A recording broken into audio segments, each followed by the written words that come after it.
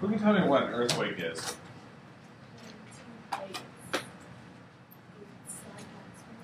No, that's the transform boundary. What's an earthquake?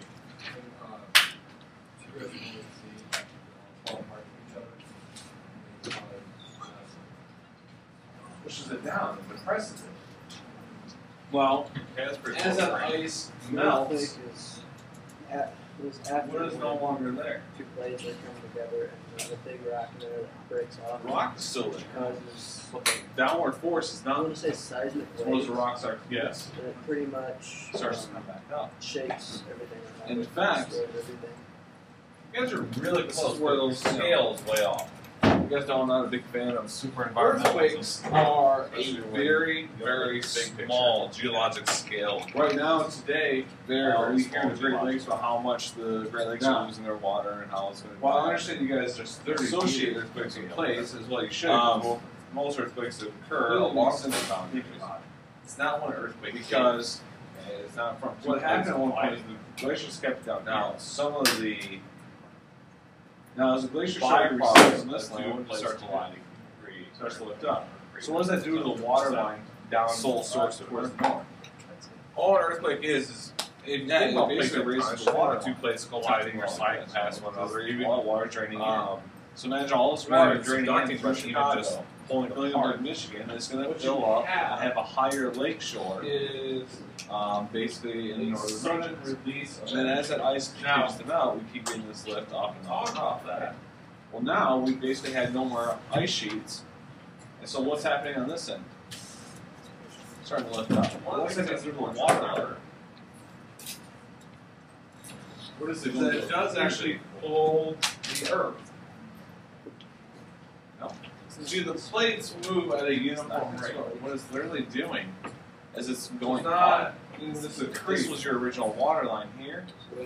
Well, some of the regions are going to get a little bit more water, and the other regions are going to look like it's losing water. You'll see those, just like your rains on your south, some water lines on your south.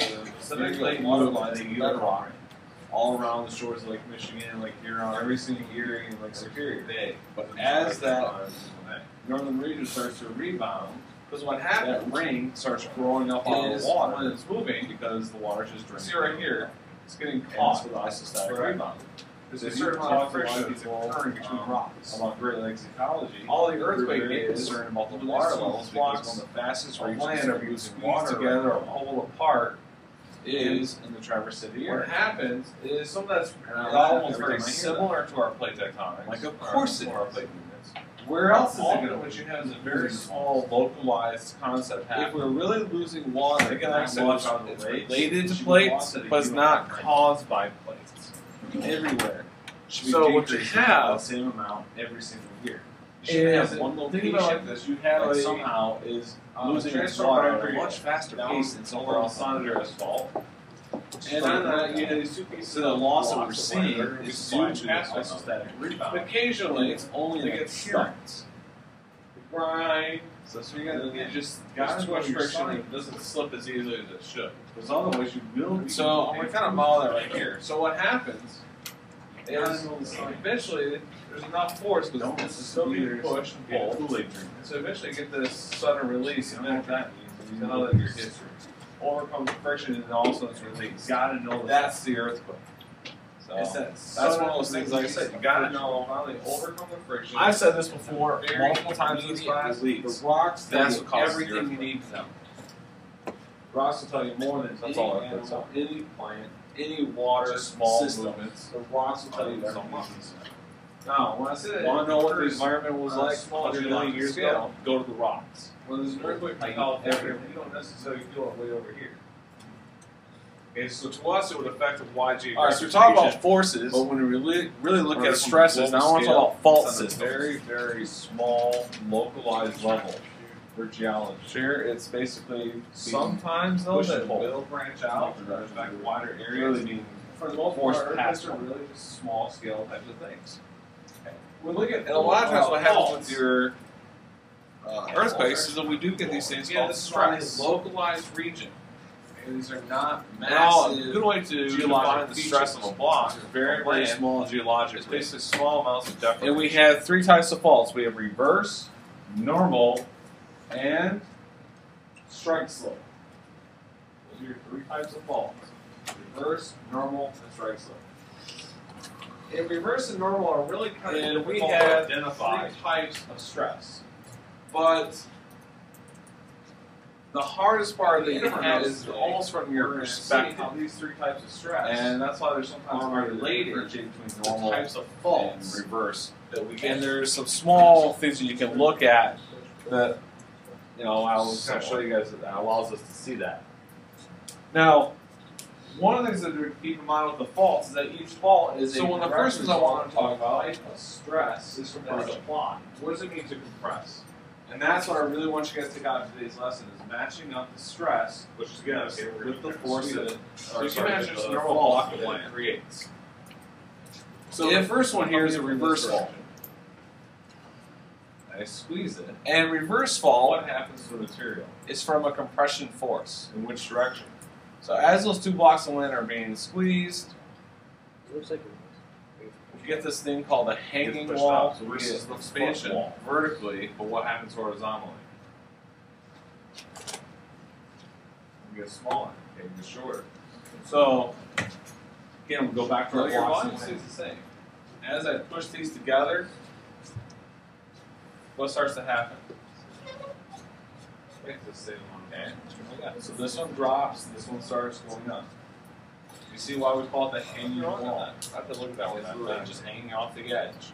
But basically with compression, what we have is the one that is you drops. have the horizontal shortening. Now, look at the shape of the hanging wall. Which way is it leaning? It's leaning forward. Okay? That's Yeah, because the it's inverted reverse stretch. fault. We call this piece of land right here, call it a fault scarp. S-C-A-R-P. Those are the two fault scarp. have a So horizontal that shortening. exposed rock surface right here along the, and what they call the fault plane land in the middle. call that a fault scarp. So we should get a vertical stretch. How many guys have heard the term the Niagara escarpment? What we're basically really talking about Have you here heard that before? is the formation of valleys of mountains. It's really how the majority of our mountains No, take that's just place. due to erosion. The Niagara escarpment is The basically next type of this stress is called a circle. It comes all the way out Where from else have you heard of the these? eastern side of Lake Superior all the way down through Niagara Falls and back down through, almost back down to Lake Erie. And what that really is, Figure out in a person. what's the bridge type of tension? Think about pulling a chain, right? Those are all tension. You guys see What does what that kind do? of We're tension? talking about a tension bridge. It's a river. Why do we call it that? Okay, nice and flowing, nice and simple, right? And when that goes up, what happens to my river? What did I just create? We created a waterfall. Most, not all. Okay. Most. So when we think about Good tension on a bridge, waterfalls, it's from the especially cables. when we stretch, The oh, most magnificent waterfalls. See, The large when we think about the tension are force due or the to tension stress, fault lines. that's basically the Niagara same thing. River, the land is which literally creates being Niagara pulled. Falls, It's separate a fault directions. line. It's being pulled apart. And And that's how we get that nice rounded rounded edge, that horseshoe shape of Niagara Falls is basically the fault line, and it's sheared off, basically fell down, and that's how you start getting a waterfall. Okay. So when we get There, there, we're getting and a vertical vertical falls shrink, right? We're We're actually actually angel falls, creating These a are valley all examples, and then then fault planes. but we do get the creating horizontal some stretch out of the land. majestic waterfalls. So that's something I want you guys to write down for that. Not to mention, So for tension, we're pulling. seeing pictures of that one. You guys gotta get out of here once in a while. That's the pull stress. Give you a laptop so you don't Be a go to horizontal town. stretch. Okay, Yosemite Falls is part of Yosemite National Park. Gorgeous falls. I'm going to tell you more in a little short. We'll look at some pictures. It's awesome. Okay, now a normal fault. Okay, so I said right. Reverse is from compression, being squeezed up. Okay, last one. On a normal fault, what you have is tension. And so as I release that tension, what happens? What do you think that means? It's falling down. Right? So now our hanging wall is no longer being forced up, it's going against each other. Okay, so Drop it's down. shear. Notice Surely, right here, you you have have one one pulling point and one pushing. pushing. but from opposite directions. back. So you get Okay. this tear in the So rock. that's how you tell the difference between reverse and normal. Well, right here we're not talking about plates anymore.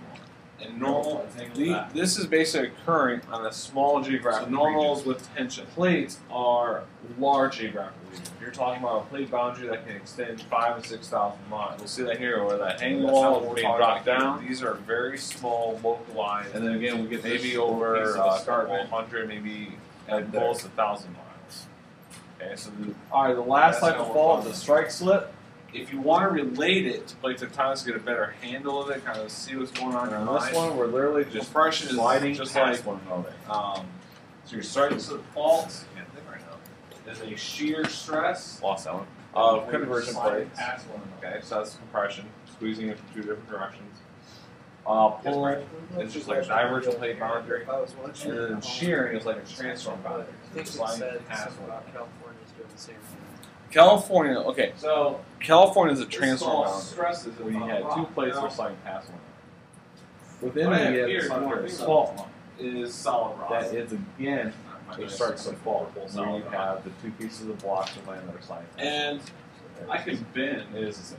rock. But when we look at a transform boundary is really a network of strike slip faults. It basically outline. Well, rocks Entire are rock. very ductile. That makes sense. What does that mean? Ductile. Okay. We have some interesting pictures for you guys to take a look Like at. that. You guys always want to know, what does this actually look like in the real world? It's almost elastic. Here's a perfect example. If you If are you ever go applying driving around anywhere we have mountains or heavy amount hills, of force, take over the a slow time period of time and and then look at release the that. road, We can actually get geology that you find just from being rocks on the road back and forth, a ton of stuff. Shape. Right here's a perfect example of a road. So that's cut. kind of what this is all about here. We And have what this was thing on called Earth here strain. As Look a at strain. reverse fault. We have You two can types see of where strain. Brown layer. We have elastic deformation and ductile deformation. Should have sat elastic right thing here. like a rubber band. So it's been forced upward, and you can get that angled forward. If you take a piece of Start rubber and bend right it right here. and let go, what does it do? It goes right back to its original position. The rocks will do the same thing. With enough heat, pressure, And then in a you normal- the rocks. And as soon as that You can see how all these layers are slightly bounce back to their original position. drop That's down a little elastic. right here. Match But if that this stress one is at a with high enough level, that one, so it's being dropped down a little bit.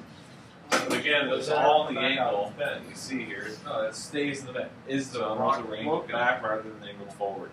Rock is not broken yet. And then the last It one, just permanently bent this is that. actually kind of the cool one.